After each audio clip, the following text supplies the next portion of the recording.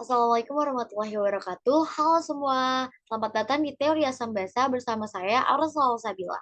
Untuk teman-teman, selamat datang dalam perjalanan penjelajahan materi asam basa yang menakjubkan.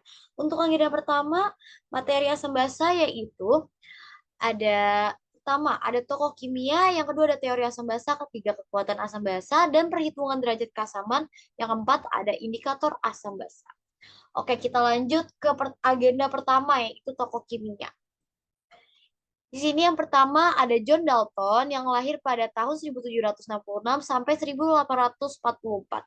Ia adalah seorang ahli kimia kelahiran Engelsfleet 6 September 1766. Ia dikenal berkat teori atom yang secara harfiah merupakan dasar ilmu kimia, mengutip dari Superprof. Teori ini menyatakan bahwa setiap zat terbuat dari atom dan atom dari setiap unsur itu identik. Nah, atom-atom ini juga disusun ulang dan digabungkan. Nah, berkat gagasan cemerlangnya di tahun 1826, John Dalton dianugerahi Society Royal Medal untuk teori atomnya. Di tahun 1833, ia terpilih menjadi anggota French Academy of Science, disusul dengan American Academy of Arts and Science yang menjadikannya anggota pada tahun 1834. Ia juga membuka jalan bagi perkembangan teori atom modern. Ini tokoh kimia pertama. Oke, kita lanjut ya teman-teman. Nah, di sini ada Dmitri Mendeleev yang lahir pada tahun 1834 sampai 1907. Dia berkata, saya melihat dalam mimpi sebuah meja di mana semua elemen berada pada tempatnya sesuai kebutuhan. Terbangun saya segera menuliskannya di selembar kertas. Ujar Dmitri Mendeleev dikutip dari Khan Academy. Dimitri Mendeleev yaitu pria kelahiran Tomsk, 8 Februari 1834. Ia langsung menggambarkan tabel dan menyusun kartu-kartu data atom. Unsur-unsur dalam urutan peningkatan massa atom memiliki sifat berulang karena sifat-sifatnya berulang secara teratur. Sistem itu disebut sebagai table periodic. Nah, jeniusnya lagi ia menggunakan pola dalam tabel untuk prediksi sifat-sifat elemen yang pasti ada tapi belum ditemukan. Dalam waktu 15 tahun, elemen yang hilang ditemukan. Dimitri Mendeleev sengaja menyisakan ruang untuk masing-masing elemen dengan memprediksi massa atom serta sifat kimianya. Berkat prediksi yang akurat, tabel periodik pun diterima oleh khalayak luas dan hingga saat ini. Oke, lanjut. Yang ketiga ada John Jacob Berzelius yang lahir pada tahun 1779 sampai 1848. Berzelius dianggap bersama dengan Robert Boyle dan John Dalton dan Anthony Lavoisier sebagai salah satu pendiri kimia modern, yaitu Berzelius menjadi anggota Akademi Ilmu Pengetahuan Kerajaan Swedia pada tahun 1808 dan menjabat sejak 1818 sebagai penjabat utamanya. Dia dikenal di Swedia sebagai Bapak Kimia Swedia.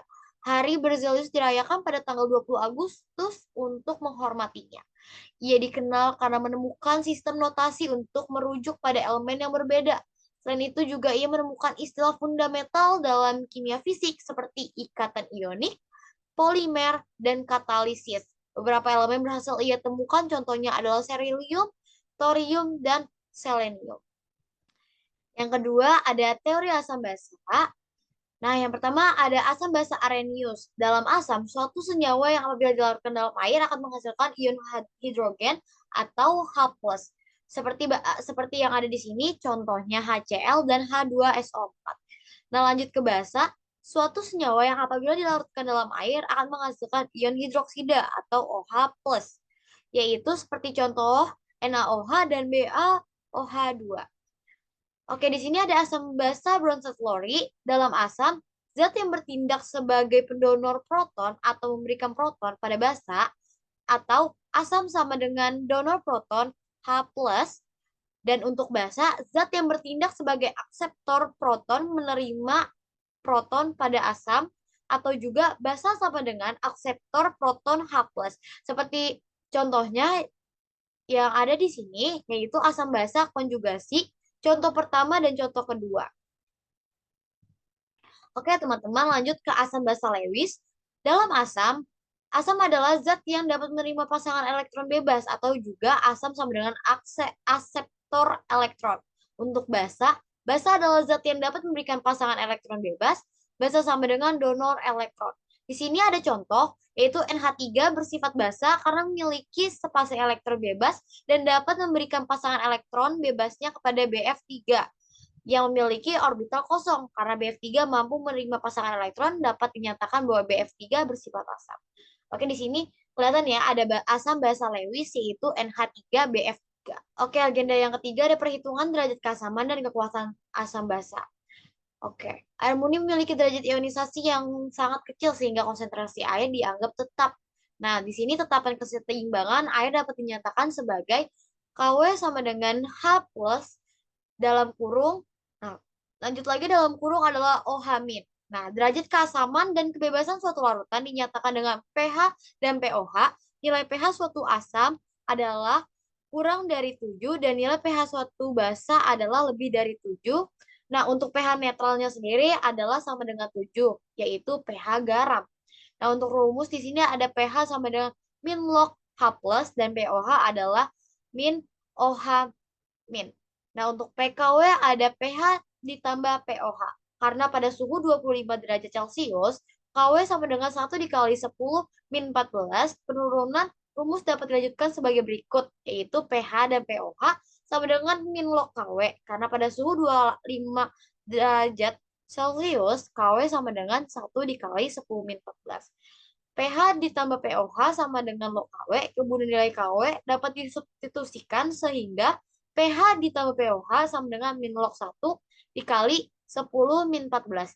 pH dan pOH sama dengan 14. pH sama dengan 14 min pOH untuk menentukan pH larutan. Itu adalah beberapa rumus yang teman-teman harus ketahui. Nah, di sini ada asam kuat, guys. Nah, asam kuatnya sendiri adalah asam yang di dalam air mengalami ionisasi sempurna dengan derajat ionisasi dengan tanda A sama dengan 1, artinya semua molekul asam dalam air terurai menjadi ion H+, jika diujikan dengan alat uji elektrolit, akan menghasilkan nyala lampu yang terang dan gelembung gas yang banyak di sekitar elektrolit. Nah, di sini ada rumus asam kuat yaitu dalam kurung H+ sama dengan A kali M, pH sama dengan min log H+, A sama dengan jumlah ion H+, dan M adalah molaritas larutan asam. Jadi asam kuat. Lanjut kita ke asam basa, teman-teman. Di sini ada asam lemah, yaitu asam yang di dalam air hanya dapat mengalami ionisasi sebagian dengan derajat ionisasi A, yaitu kurang dari 1, artinya hanya sebagian kecil dari molekul asam terurai dalam air menjadi ion H+. Jika diujikan dengan alat uji elektrolit, akan menghasilkan nyala lampu yang redup atau tidak nyala sama sekali dan gelembung gas yang sedikit di sekitar elektrolit. Nah, rumus asam lemah di sini ada H+ sama dengan akar Ka dikali Ma, yaitu juga ada H+ sama dengan A kali Ma. Nah, Ka yaitu tetapan keseimbangan asam, Ma molaritas asam lemah, yaitu yang terakhir ada A, derajat ionisasi asam lemah. Oke, di sini ada contoh senyawa ya dari asam kuat dan asam lemah. Asam kuat ada HCl asam klorida, HBr asam bromida, Hi asam ionida, H2SO4 asam sulfat, HNO3 asam nitrat, HClO4 asam perklorat, HBr4 asam perbromat, HiO4 asam periodat. Di sini ada asam lemah. Nah, contoh senyawanya ada HF asam klorida, H2S asam sulfida, HCN asam sianida, H2CO3 asam karbonat, H2SO3 sulfur alkates, HNO3 asam nitrat, H3PO4 asam fosfat, dan terakhir ada CH3COOH yaitu asam asetat.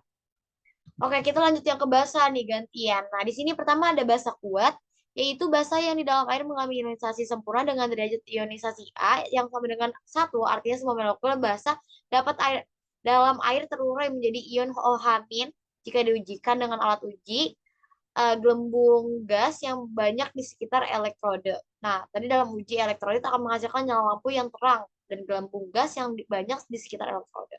Di sini ada rumus basa kuat, OH- sama dengan B kali M, pH sama dengan min log OH-, pH sama dengan 14 min pOH, yaitu yang B, jumlah ion OH- yang M, molaritas larutan basa. Di sini ada basa lemah. Basa lemah adalah basa yang di dalam air hanya dapat mengalami ionisasi sebagian dengan derajat ionisasi A kurang dari 1, artinya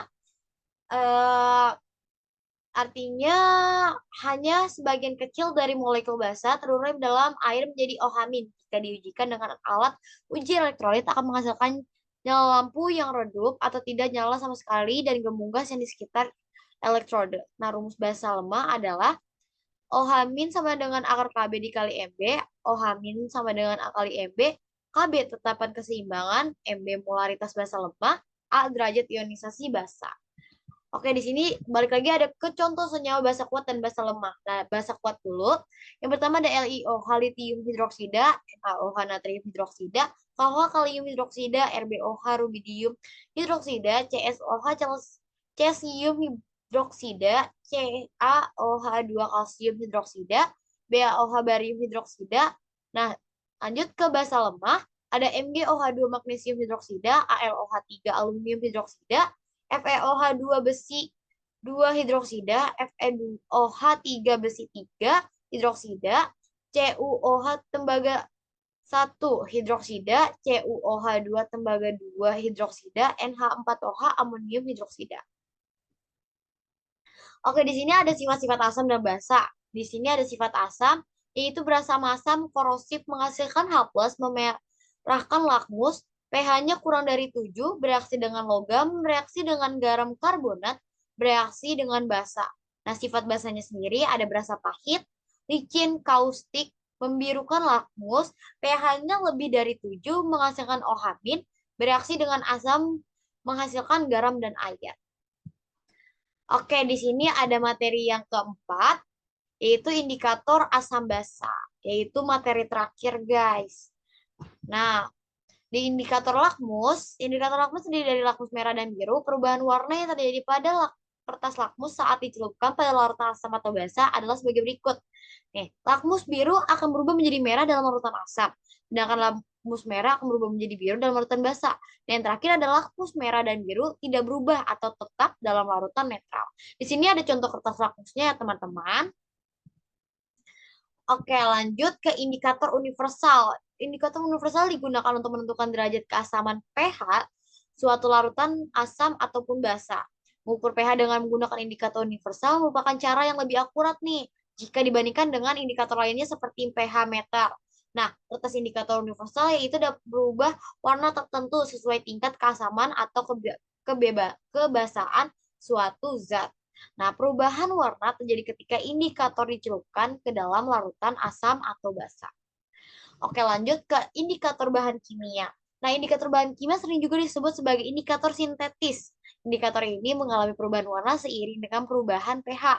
Batas-batas ketika indikator mengalami perubahan warna disebut dengan track pH indikator. Track perubahan indikator ini sebagai berikut ya teman-teman. Nih contohnya ada metal hijau 0,2 sampai 1,8 itu disebut kuning sampai biru. Nah, di sini juga banyak ya teman-teman bisa dilihat.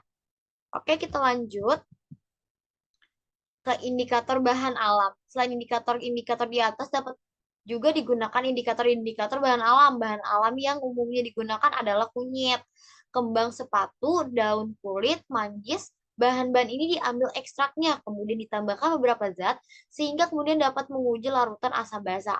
Oke, teman-teman bisa dilihat ya, di sini ada nama indikator asam basa dan netral.